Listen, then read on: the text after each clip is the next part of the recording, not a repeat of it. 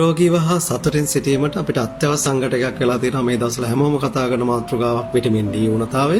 මේ vitamin D ඌනතාවය නිසා අපේ සිරුරට සිදුවෙන බලපෑම අපි කතා කරනවා.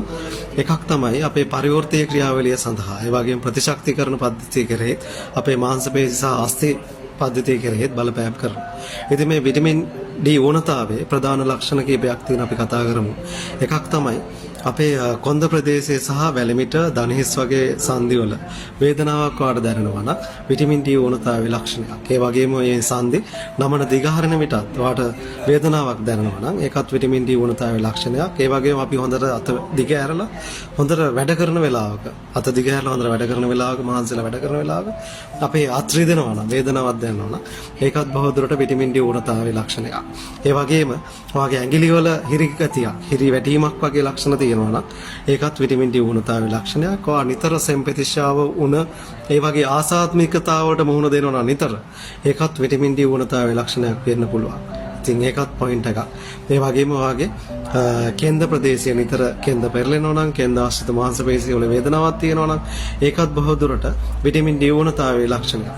ඒ වගේම වාගේ මූඩ් එක චේන්ජ් වෙනවා නම් නේ වගේ මානසික මට්ටම නිතර වෙනස් වෙනවා වට කේන්ති යනවා නම් වාට කිසිම අර සතුට කියන එක දැනෙන්නේ නැහැ. ඒ වගේ නිතරම මූඩ් එක චේන්ජ් වෙලා ඉන්න කෙනෙක් නම් ඒකත් විටමින් D වල බලපෑමක් විතර අපි දකිනවා මේ දවස්වල. ඒ වගේම අධික මහන්සියක් නිතර එදිනදා වැඩ කටයුතු කරනකොට වාට මහන්සි ගති දැනෙනවා, තෙහෙට්ටු ගති දැනෙනවා. ඒකත් විටමින් D වල ලක්ෂණයක්. ඒ වගේම අපේ සම ගත්තාම සම ටිකක් වැඩිපුර වීලිනක් එහෙම නැත්නම් ඔබේ පෙනුම මේ සාමාන්‍ය වයසට වැඩි ඔයගේ පෙනුම වැඩි හිටි පෙනුමක් වගේ දිග. ඒක අපේ කාන්තා සහ පිරිමි දෙපාර්ශ්වෙම තියෙන ප්‍රශ්නයක්. ඉතින් ඔයගේ පෙනුම වයසට වැඩිපුර පේනවා නම් බොහෝ දුරට ඒකත් විටමින් D ඌනතාවයේ ලක්ෂණයක්.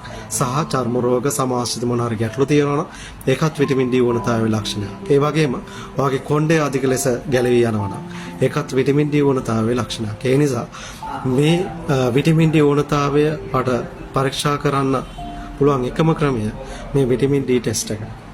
ඉතින් විටමින් D ටෙස්ට් එක හරහා ඔයගේ සිරුරේ තියෙන විටමින් D ප්‍රමාණය කොච්චරක්ද කියලා ඔයාලට දැනගන්න පුළුවන්.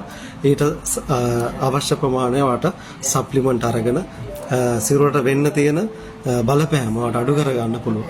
ඉතින් මේ විටමින් D සමතුලිතව පවත්වා ගත්තොත් එහෙම නැත්නම් නිසි පරිදි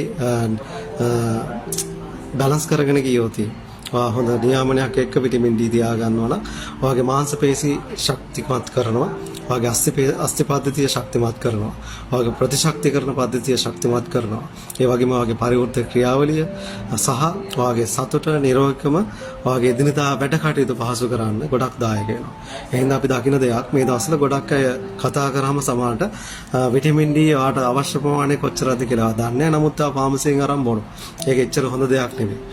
විටමින් D ටෙස්ට් එක කරලා ඔයා ළඟම ඉන්න ඔයාගේ ડોක්ටර්ට පෙන්නලා ඔයාගේ වෛද්‍යවරයෙක්ගේ අධීක්ෂණය යටතේ ඔයාට නියමිත ප්‍රමාණයෙන් විටමින් D ඔයාගේ සිරුරට අවශෝෂණය කළොත් ඔයාට බලපාන්න පුළුවන් ඉස්සරහට බලපෑමක් වෙන මේ අපි කතා කරපු සියලුම කාරණා වලින් ඔයාට නිදහස් වෙන්න පුළුවන්.